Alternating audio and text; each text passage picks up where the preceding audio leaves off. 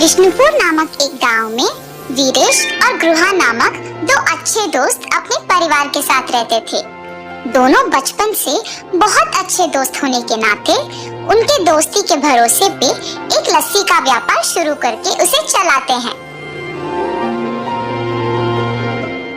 हर रोज वीरेश और गृहन दोनों साथ में उनके लस्सी के दुकान को जाते थे और आते ही दुकान को साफ करके भगवान की पूजा करके लस्सी बनाना शुरू कर देते थे। इनके लस्सी की तैयारी के लिए हर रोज शाम को लीलावती नामक एक बूढ़ी औरत इन्हें दही देने दुकान आया करती थी। और बेटा, व्यापार कैसे चल रहा है? बहुत अच्छा चल रहा है दादी। आपकी इतनी उम्र आने के बाद भी इतना काम करने की क्या जरूरत है दादी? मेरी तो सिर्फ उम्र बढ़ रही है बेटा, शरीर का ताकत तो अब भी जवान है। ऐसे ही दही देने आके उनके साथ थोड़ा बातचीत करके हंस के चली जाती थी।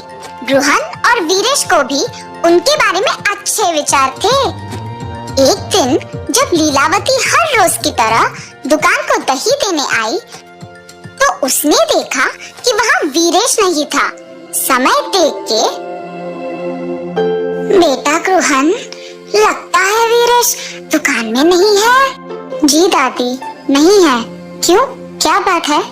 इस वीरेश के साथ काम करके क्या ही कमा लोगे तुम? मैं जब भी देखती हूँ सिर्फ तुम सारे काम करते हो और वो वीरेश तो सिर्फ तुम्हें लस्सी के मटके देते रहता है। ज्यादा काम करने वाले को ही ज्यादा लाभ मिलना चाहिए। ये बात मैं तुम्हें बहुत दिनों से बताने की सोच रही थी। नहीं दादी, आपको जरूर कुछ गलतफहमी हो गई है। मुझे तो वीरेश ने ही लस्सी बनाना सिखाया। उसके काम ना करने का सवाल ही नहीं उठता। आप दुकान आते तो हैं, पर 10 मिनट से ज्यादा कभी नहीं रहती है, इसीलिए आप वीरेश के वास्तविकता से अनजान हैं। ठीक है, तुम्हारी मर्जी बेटा। मुझे जो कहना था मैंने कह दिया। चलो अब मैं निकलती हूँ। और जाते वक्त मन ही मन पछताती है कि उसे ये सब गृहन से कहना ही नहीं था। अगले दिन जब दही देने वापस उनके दुकान जाती है तो गृहन के ना होने का मौका देख वीरेश को भी वही बताती है जो पिछले दिन गृहन को बताया था। गृहन उसकी बातों की विश्वास करता है मगर नजरअंदाज कर देता है और यही कहता है कि शायद उसने गृहन को सही तरह से नहीं समझा होगा। लेकिन वीरेश लीलावती के बातों से प्रभावित होकर गृहन पे उसके विचार बदल देता है। अब ये दोनों तो अलग दुकान खोलेंगे और मुझे ज्यादा दही बेचने को मिलेगा। वीरेश लीलावती के कहे बातों को जाके अपनी पत्नी को बताता है। आप कुछ मत सोचिए, मेरी बात सुनकर एक और लस्सी का दुकान खोल दीजिए बस। पर गृहन को क्या बोलूं? यही बोलिए कि जीवन में आगे बढ़ने के लिए ना अलग अलग व्यापार करना बहुत जरूरी है। पत्नी के प्रेरित करने पर वीरेश गृहन को एक नई लस्सी की दुकान खोलने की बात कह देता है और निवेश के पैसे गृहन से वापस ले लेता है।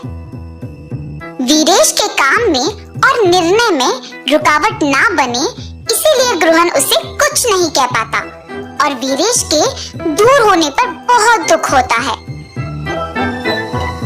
गृहन को दुखी होते देख उसकी पत्नी, आपको ऐसे दुखी देख मुझे अच्छा नहीं लग रहा है जी। आपको अपने मन को ये कह के संभालना होगा कि वीरेश जी की स्थितियों ने शायद उन्हें इसे करने पर मजबूर किया होगा। वही तो मुझसे नहीं हो पा रहा और ऐसे ही अशांत मन से आप क्या ही व्यापार चलाएंगे। ठीक है, एक काम कीजिए, हमारे गांव में मेरे चाचा राधे नामक एक लस्सी दुकान चलाते हैं जो बहुत ही प्रसिद्ध है। वहाँ बहुत प्रकार के लस्सी बनते हैं। वहाँ जाके आप भी अलग प्रकार के लस्सी बनाना सीखिए। आपका ध्यान इस बात से हटेगा और व्यापार में भी वृद्धि होगा। सही बात है, वही करूँगा। ऐसे गृहन 6 गांव बाद वाले भीष्मा नगर में अपने रिश्तेदार के घर जाता है। अरे बेटा गृहान, कैसे हो तुम? तुम्हारी पत्नी कैसी है और तुम्हारा व्यापार कैसे चल रहा है? सब कुछ ठीक है मामा जी। आपकी दुकान के अलग प्रकार के लस्सी आसपास के सारे गांव में बहुत प्रसिद्ध है, इसीलिए मैं भी उसे स्वाद करने आया। हाँ, 12 प्रकार के लस्सी है, तुम्हें जो चाहिए वो पी लो बेटा। चलो चलो जाएंगे। और चाचा जी गृहन को उनके लस्सी का दुकान लेके जाते हैं। वहाँ पे लोगों की भीड़ लगी होती है। टिकट खरीद के लाइन में खड़ा होके इंतजार करने के बाद उन्हें लस्सी मिलती थी। ये सब रूहान को बहुत नया और अलग लगता है। और दुकान के अंदर जाने के बाद वहाँ पे अलग तरह के लस्सी बनते हुए और बनाने का तरीका देख रूहान भी वहाँ के कार्मी के साथ लस्सी मिलाता है। और ऐसे ही जितने भी दिन उस गांव में रहता है, रूहान अलग प्रकार के लस्सी बनाना सीख लेता है। वापस गांव आने के बाद रूहान उसके दुकान में अलग तरह के लस्सी बनाना शुरू कर देता है। वो उसके दुकान के सामने लस्सी के रंगीले चित्र बनवाता है ताकि ग्रामीणों को पता चले कि रूहान के दुकान में विभिन्न प्रकार के लस्सी मिलते हैं, और उसके नाम भी लिखवाता है। वहाँ से गुजरते हुए ग्रामीण उसे देख आश्चर्यचकित होके उसे पढ़ते हैं। इंडियन लस्सी, पंजाबी लस्सी, आम की लस्सी, नमकीला लस्सी, मीठा लस्सी, मलाई लस्सी, केले का लस्सी, मसाला लस्सी, केसर की लस्सी, चॉकलेट लस्सी, गुलाब लस्सी। ऐसे नए नाम और रंगीले चित्र देख गांव वाले भी उन नए तरह के लस्सियों को स्वाद करने आते हैं। रूहान, कुछ विशेष बात है? इतने प्रकार के लस्सी, जरा मसाला लस्सी देना। और ऐसे मसाला लस्सी पी लेता है। अरे वाह, बहुत ही स्वादिष्ट है रूहान, जरा एक और देना।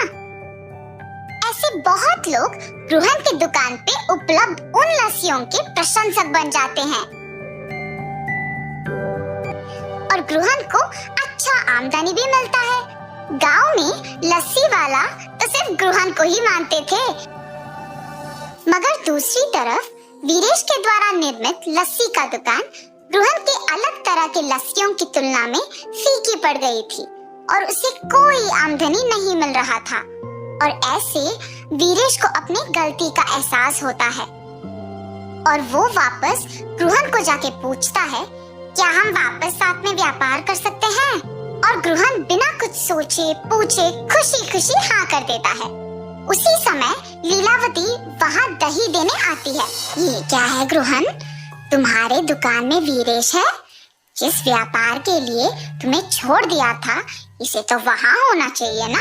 ये दुकान सिर्फ मेरा नहीं बल्कि वीरेश का भी है। तुम्हारे बातों से प्रभावित होके मैंने अपने बचपन के दोस्त को दुख पहुंचाया। अगर अगली बार मुझे पता लगा कि तुम ऐसे काम कर रही हो तो तुम्हारी उम्र की भी इज्जत नहीं करूंगा।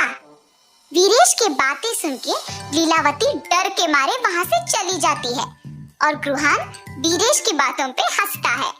ऐसे वो बिछड़े हुए दोस्त वापस मिल जाते हैं और खुशी से अपना व्यापार चलाते हैं। इस कहानी का नैतिक क्या है बच्चों?